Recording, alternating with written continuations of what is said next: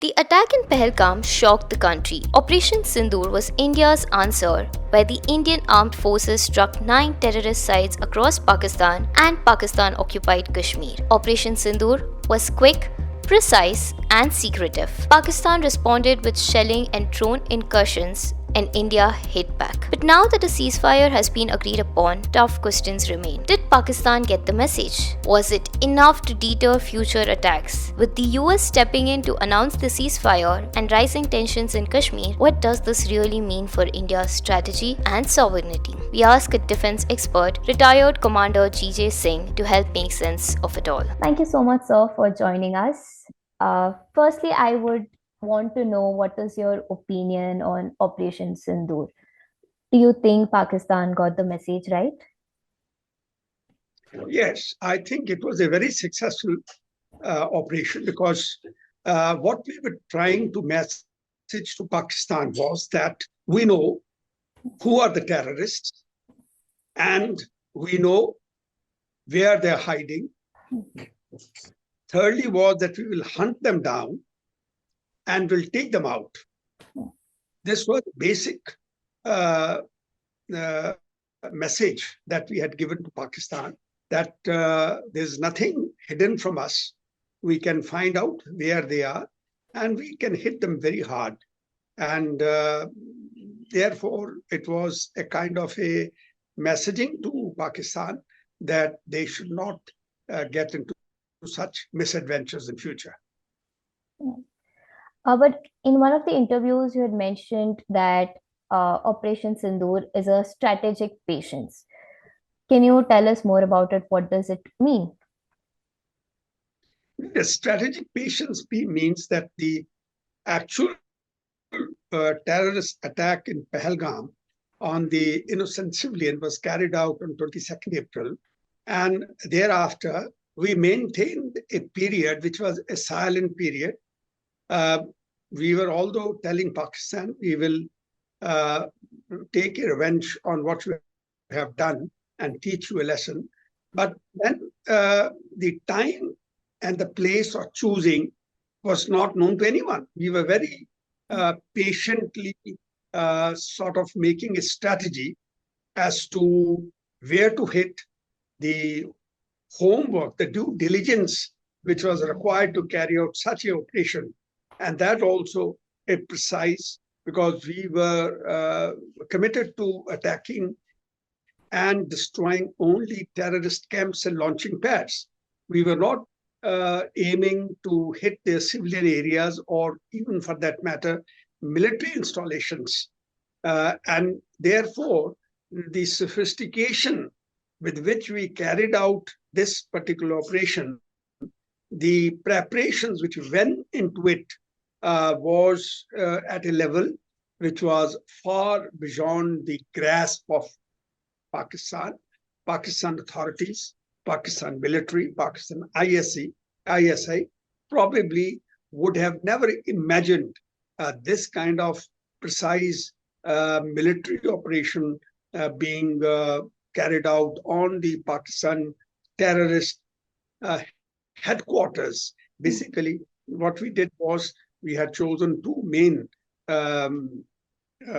terrorist organizations, that was Jaish-e-Mohammed and Qaeda.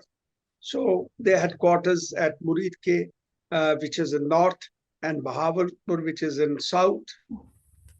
Kashmir was very precisely targeted. But I think a surgical strike was expected based on Modi government's previous terms, based on the Pulwama strike and Balakot. It was expected that some action would have been taken. But even in these two times, we had given a military response, but still the terrorist attack keeps happening in India. And this Pahalgam was surprising because tourists were never attacked before. What does this mean? What are they trying to do over here? And is our response not getting heard enough? The strikes are not enough. What do you make sense of this? Basically, Pakistan was aiming to divide India on Hindu and Muslim basis. That is why we see that the operation which they carried out, the terrorist attack they carried out, was only on one section of the society. And they had asked their religion, they identified them. So this kind of targeting, which was not like what they did in 26/11, for example, in Bombay, they were firing absolutely aimlessly. They were totally blind in their firing. They did not choose anyone. But this particular massacre was done for a particular purpose. So that was their aim, that India should get vertically divided between two communities, which they not succeeded. Therefore, that is why our Prime Minister and our government was telling that we will carry out an operation on you, which will be beyond your imagination. And beyond imagination means that like we all thought, it will be surgical strike, like the Balakot operation, or the previous to that, the surgical strike which we just carried out across the border, that also on LOC. LOC means the line of control, but they never expected us to carry out an operation which will be not only on LOC but across IB also, international border also. So this was particularly sort of operation designed as such. Also, this time, another thing that was starkly different was the information warfare that happened post the military escalation started. Like, what about that? Because even we heard that in Pakistan's media side, there were a lot of fake news going on, and even our media rushed into television media, especially rushed into things. Exchange of information has become crucial, and even international media, the way they represented this, not calling out the terrorists as terrorists, but the armed gunmen, militants, there was a very different narrative put up in the media by everybody. How do you see that in these times right now? You see, if you see it from the international viewpoint, from the media, international media, and from the vantage point, you will see that these two countries have been fighting for the last 70 years. And there has never been intermediate or any third party mediation between the two countries. We have always maintained that we know their culture, we know their language, we know what are they, because they were part of India once. So we were basically saying it's a bilateral issue between the two countries. But when it comes to international media, they see two countries fighting with each other, and there's no mediation allowed in between. Even for that matter, earlier, Americans had told us that we are ready to mediate, but we said, no, we don't need any mediation this time. Even Donald Trump offered mediation, we said no. So they look at from a different point of view, whereas we, on a national level within our country, we know that Pakistan is always the first one to start aggression. Whether it is on the border, they're the ones who violate the LOC, whatever agreement we have got, ceasefire. And at the same time, they were doing propaganda because they have been given a bloody nose by our sort of services, our defense services, forces. And they were trying to hide the facts as to how they have been hit badly, because probably they were all doing this to address their home constituency, whether they're prime minister, whether army, whether media. All of those people were basically doing it for telling lies to their public from the home constituency point of view. And this is an entitlement to both the countries. Whereas we were actually showing them the truth. We were showing them as to what exactly happened, how many terrorists got killed, and what are those places where they were hiding, how the Masood Azhar and his family members are killed, and same way how in Bahawalpur they have been very hardly hit. So all this information we are very familiar with because we are dealing with Pakistan for the last 70 years, whereas the international media doesn't deal with them so closely and frequently. So this is the main difference as to how we look at Pakistan's misinformation, disinformation, or whatever you call it, propaganda, and they try to hide the truth as to how they badly get hit and what their losses are. So this is basically two sort of, you can say, two different points of view, two different vantage points from which each country sees. Even coming to the information over here, how do you see the role of Indian media? Because during the Mumbai attacks, Indian media was a very credible source of information, even internationally. But this time there were a lot of violent news, fake news on television itself running around. Do you think we are risking our position internationally because of our media, of the information that we are portraying, or are we winning that war in that space? No, I don't think so, because I feel that the digital media like yours and the main English channels, they generally come out with the facts and they show facts. For example, when we carried out our DGMO's meetings, where the Navy, Army, and Air Force DGMs were present there. So that what facts were being placed before the media was very graphic.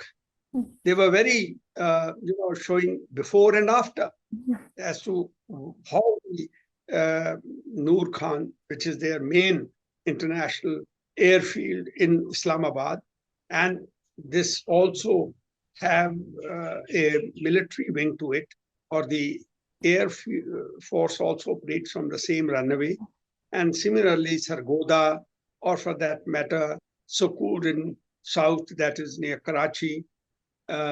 So when we were showing these things to the media, we had a proper sort of evidence to show them what was there before and after. And there were no lies involved. Yeah. Everything was very clear. Everything was made absolutely clear. Even when it came to some difficult questions, the DGMOs, they very tactfully and skillfully answered them. As to one of the question that was asked, did we use the airplanes and what airplanes?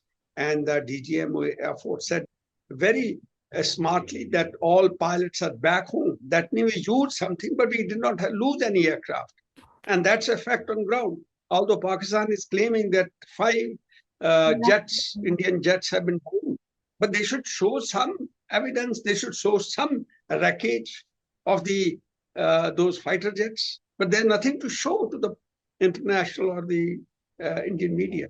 So we catch their lies. We prove them very systematically, methodically, and with facts and figures. Graphically, we tell them, show them everything with pictures, with graphs, with sort of actual proof on ground with satellite images and things like that. So there is a difference between the two medias, what is propaganda, what is misinformation, and what is the genuine news. Also, coming back to America, the ceasefire was announced by Donald Trump, and post that we have seen that internationally India and Pakistan have been hyphenated together.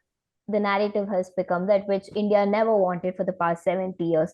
That's one thing that all the governments across all political lines have been on the same page about, that India and Pakistan shouldn't be hyphenated. But now that seems to be going together in the tweets, at least of Donald Trump as well.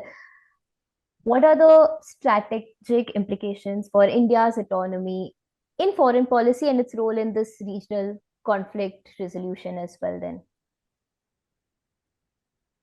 You see, when it comes to Americans, Americans try to equate India and Pakistan, together. They want to show to the world that it's for us they are the same, because they have got some strategic interest in Pakistan. They had been very close to America, to Pakistanis, because it is the Pakistan army with which they have direct link. Democracy in Pakistan is only ornamental. It is cosmetic. Deep state actually rules Pakistan. That is the military. They take final decision. Foreign policy is controlled by Pakistan army. They take the decisions. For example, you might have heard that Marco Rubio, when he called our foreign minister, he did not call the Pakistani foreign minister, but he spoke to the army chief there, because he knows that is a person who matters. So they see through these curtains and these sort of, what is called the mist of democracy in Pakistan, because they understand Pakistan democracy, or their prime minister, the foreign minister, the defense minister, they are like a front office.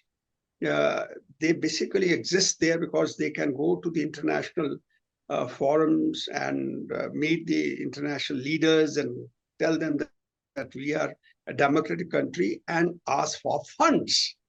You see, their whole aim is funds. So they try to go there as genuine representative of a democratic Pakistan. But the people who are seeing through these tricks, they directly talk to Pakistan army. So it's a basically ornamental democracy, a cosmetic Pakistani democracy. And the real deep state, as we know, is Pakistan army. So that is why Pakistan army is very close to the Americans, and Americans have their interest basically because they want to probably build some bases there again.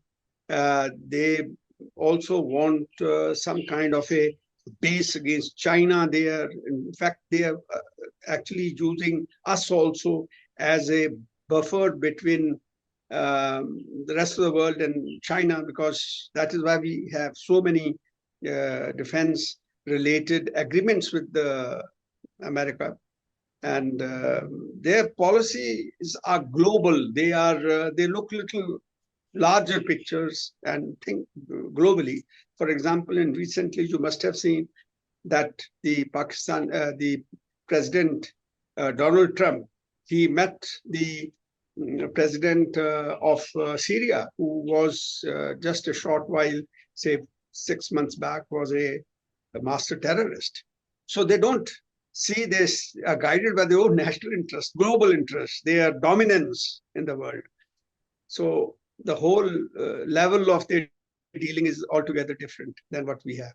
So their equation is mostly for their benefit rather than standing for the right of wrong, as they claim to be. Also, yeah, that's right. In terms of the recent escalations and diplomatic stalemates, do you believe that there would be a strategic value in having a back channel conversation with Pakistan, even if it's at a tactical level now? Do you think that could be an option for India?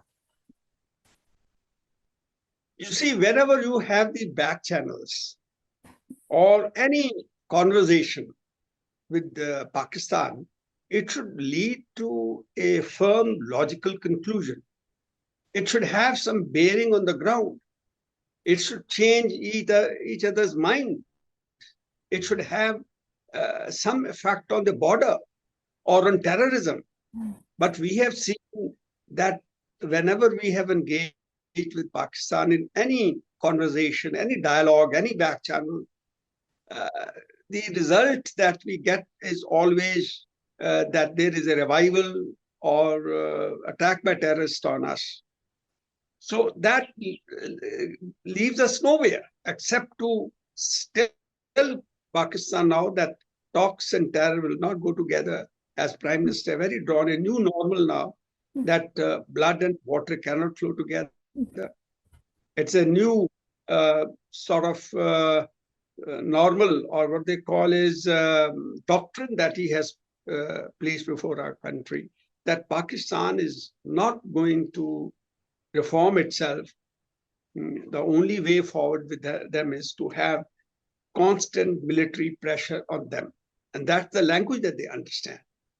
So I think these kinds of talks does not help us, especially with this country. Otherwise, there are countries who talk with each other. They resolve their issues, problems. But Pakistan, it is comes to altogether ultimately points out to a zero. No firm, no good results. With that, what would be the impact of these military confrontations on Kashmir and Kashmiris across India? Because this time, post Pahalgam attack, Kashmiris across the country in a few places were assaulted, beaten up. So how do we see? Because that's the closest, and that's the conflict with India. So what would be the impact on them then? You see, there is no doubt about it. There are no two opinions. Our civilians, which are living on the border villages, they get very badly affected because Pakistan's way of bombing across the LOC is very aimless, it's ruthless, it's on civilians. They don't target our military installations. They target to take revenge of any deaths they have it in their army or in civilians, from our civilians also. Their sort of counting and equation is different. Whereas we are very particular, we don't want to harm any civilian. We are a professional army. We are a very professional Air Force. So we fight with some ethics, with some principles. Whereas Pakistan Army, we have seen every time that they start shelling our civilian populated areas as well. Not only that, in fact, in this particular operation or the attack that we carried out on 9th, when they responded, they were hitting all our civilian populated areas all along the international border as well. In Punjab, in Rajasthan, in Gujarat, they were firing. So this is something which is not done by any professional army or any professional force for that matter. Also, coming to the use of weaponry in these operations during the military escalations, China's weapon were reportedly were used by Pakistan. So that means that China's weapon are officially now being used. It shows the capability of those weapons. And also a few Indian weapons were also used by our military. What does that mean now? Is China trying to gain the control over South Asia as it projected itself to be? How do you view that? You see, China is exposed now. They had given to Pakistan PL-15s, which are missiles, and they had given HQ-9s to Pakistan, which is air defense system, which we very easily destroyed, and their missile systems did not work so efficiently. And this has definitely impacted the Chinese arms market. It has already gone down by 23% because the clients which they had, client countries, they have canceled the orders because they found that the performance of the defense or the arms products of China do not meet the required standards, or at least do not match up to the promises that Chinese make. So therefore, their image when it comes to building, manufacturing arms has definitely been very badly impacted. And whereas our products, like the Akash system, the BrahMos, uh, and I would say that even the other Agni 5 and Akash system and Pinaka, what you call armed vehicles, BrahMos, Barracks, which we make with the collaboration with Israel, all of them have proved very effective. And therefore, we can always tell the world that we have equipment for sale, which is performed very well. It has been tested and proven over Pakistan in a war. So obviously, our image has gone up as a great country which is manufacturing arms. And I think from the past years, we have recorded a very good increase in our profits. I think it is around 23,000 or 24,000 crores that we have earned by way of our sale of BrahMos and other ships and other defense products to countries like Vietnam, Cambodia, and all that. Also now, Pakistan has promoted their army chief, General Asim Munir, to field marshal, and on top of that, they even have got the funding from the IMF. How do you view these domestic as well as the international development over here, considering that the domestic politics of Pakistan has been in crisis in the recent times, and on top of that, having a terrorist attack on India changes the entire narrative, even among their population, even in the country. What does these developments mean? You see, first of all, if you look at Pakistan Army Chief Asim Munir promoting himself to Field Marshal, because the government in Pakistan cannot refuse. If he says, I want to be promoted to Field Marshal, they will have to do it. So he has self-promoted himself. But the question is, does it make any difference to their armies or military power in that country? Does it make any difference to their other countries if he gets promoted as a field marshal? He is probably fooling his own people or fooling himself. What does he gain from this particular promotion? Their morale is the same, their arms are the same, whatever the equipment, arms they have got, it has not changed. Everything is same. Only thing that he has made his hold on probably civilian government there more firmer, more stronger. So it is expected that he may carry out a coup, bloodless coup, and take over as the president of Pakistan, because earlier we have seen Ayub Khan has taken over as a president of Pakistan. We have seen Muzaffar, Pervez Muzaffar also making himself president. So therefore, there are, speculation now that he may also himself declare one day as the president of Pakistan. And when it comes to the international funding, that is a slightly disturbing thing, because we know that they use these funds which they get other countries for their own army, for their own buying equipment, or they make themselves rich. It's a very corrupt army, you can say, because we know that our intelligence agencies know that Pakistan's army generals are like property dealers.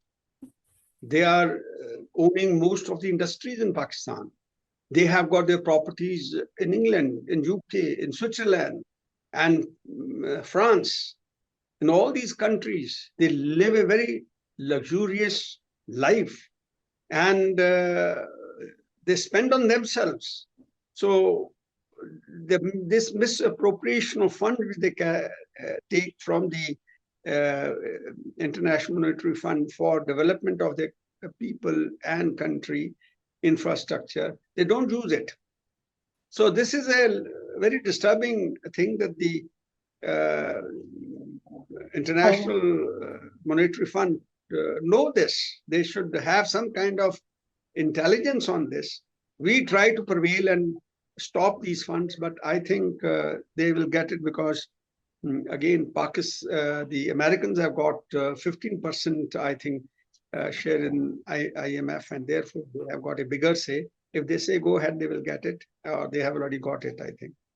So this is something which is disturbing as far as India is concerned.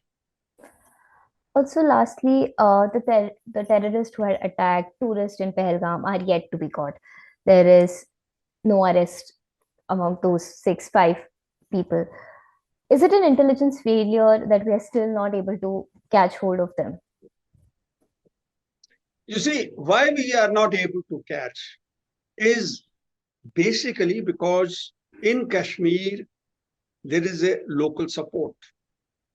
And they melt into civilian population there. You see, the terrorists who come from Pakistan, they are Kashmiris.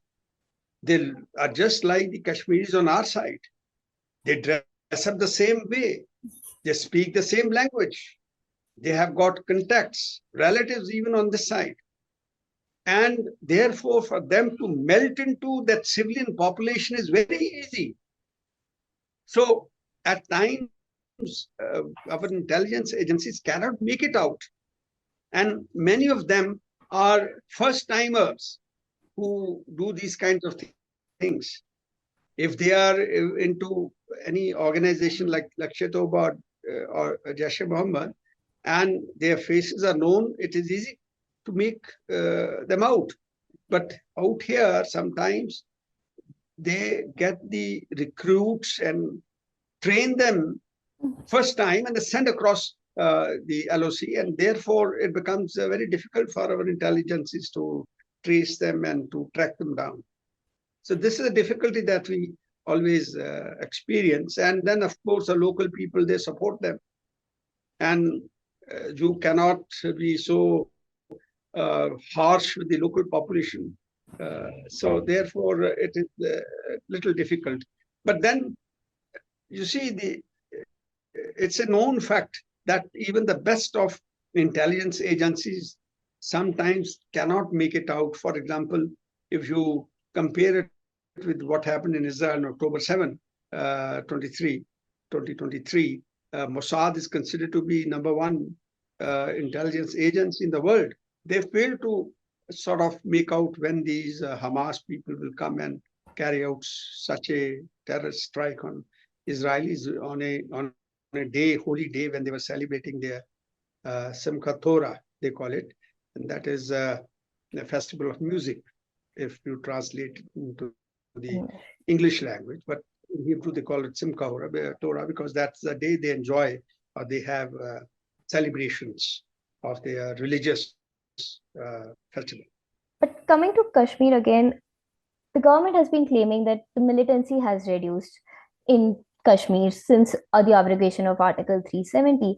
And this time, surprisingly, when Kashmir went into a lockdown and came with the people, it was there, it was standing, it was on the same side of the narrative. So is it that the militancy is not ended in Kashmir, or it's taking a different form now?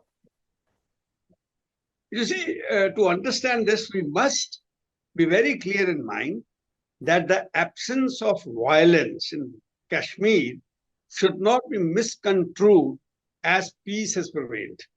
You understand what I'm saying? The absence of, I repeat, absence of violence in Kashmir should not be misconstrued that the peace has returned to Kashmir. Why?